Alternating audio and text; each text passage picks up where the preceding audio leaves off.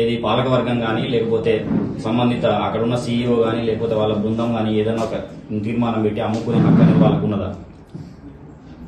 ఇది నల్లబెల్లి ఇష్యూ మీరు మాట్లాడుతున్నారు. నల్లబెల్లి పిఎస్సి సంబంధించి. అవునవును. ఇప్పుడు ఎవరు మట్టా భిక్షపతి అనేవారు వాళ్ళు వచ్చేసి నల్లబెల్లి సొసైటీకి సంబంధించి ఒక ల్యాండ్ కొనుగోలు చేశాను, 5 లక్షల రూపాయలు అడ్వాన్స్ ఇచ్చానని చెప్తున్నారు.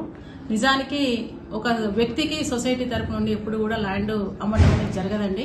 నేను ఇమీడియట్ గా దాని గురించి ఎంక్వైరీ చేసి నిజాలు తెలిసేసి వెంటనే మీకు సమాచారం ఇస్తాను. మరియు అదేవిధంగా నిన్నటి రోజున అనగా 28 తారీఖు నవంబరు 2024 సంవత్సరం నిన్నటి రోజున మీ యొక్క ఎంప్లాయ్ అసిస్టెంట్ రిజిస్ట్రార్ శ్రీనివాస్ గారు వెళ్లారని చెప్పారు. మరి మీకు కూడా ఒక రిపోర్ట్ వాళ్ళు ఇచ్చి ఉన్నారని చెప్పి పాలకవర్గం మరియు అక్కడ ఉన్నటువంటి నిర్వహణ సిబ్బంది మీకు ఇచ్చి ఉన్నారని చెప్పారు. ఆ యొక్క రిపోర్ట్ లో ఏమని చెప్పారు, మీకు ఏమని తెలియజేశారు? అవును, నిన్న పేపర్లో న్యూస్ రావడంతో ఇమీడియట్ గా మేము ఉన్న అసిస్టెంట్ రిజిస్ట్రార్ ని పంపించడం జరిగింది. భిక్షపతి గారికి కూడా కాల్ చేశారట, వీరికి సంబంధించిందే, తన అందుబాటులో లేనని చెప్పారు.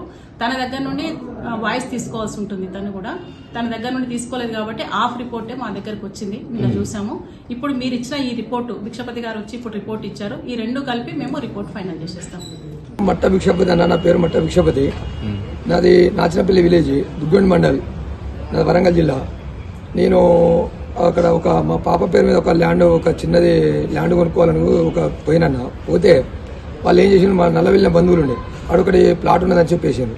అడిగి వెనక అది అయిపోయింది అన్నారు. అయిపోయిందన్న తర్వాత ఏం చేసినాం అంటే, మేము వాళ్ళు వేరే వాళ్ళు ల్యాండ్ ఉందని చెప్పిన ల్యాండ్ ఉందంటే అడిగి వెనక వాళ్ళు సొసైటీ వాళ్ళు మాది కూడా ఉన్నదని చెప్పేసిండ్రు. మేము కూడా అమ్ముతామన్నారు. అమ్ముతామన్నాక అది అడ్వాన్స్గా 5 లక్షలు ఇచ్చేసిన, నాకు పేపర్ ఇచ్చేసిండు.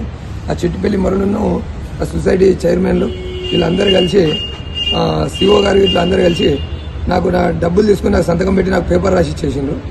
ఇప్పుడు మళ్ళీ నేను గతం ఎప్పుడు పోయినా కానీ చేస్తామంటాను. విలేజ్లు కొంచెం ఆపిల్ అన్నారు, నా డబ్బులు ఇవ్వలే, నాకు ల్యాండ్ పూర్తి చేయలేదు.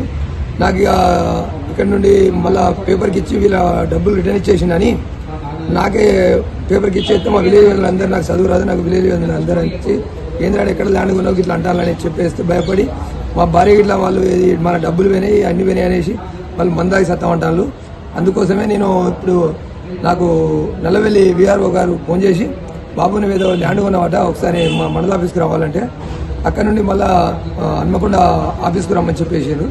చెప్పని సీఎం సార్ వాళ్ళు చెప్పేస్తే అక్కడికి కూడా వచ్చినాయి. వాళ్ళ దరఖాస్తు ఇచ్చేసిన. నిన్న సాయంత్రం కానీ నాకు బెదింపు కాల్ వస్తున్నాయి. నాకు ఫోన్ చేసేసి నీకు ల్యాండ్ రాదు, పైసలు రావు అనేసి నన్ను ఇబ్బంది పెడతాను అన్నగారు. మీ అందరికీ ధన్యవాదాలు. నేను నాకు ఒక్క సాయం చేసి పెట్టండి, మీకు దండం పెడతా అని చెప్తాను.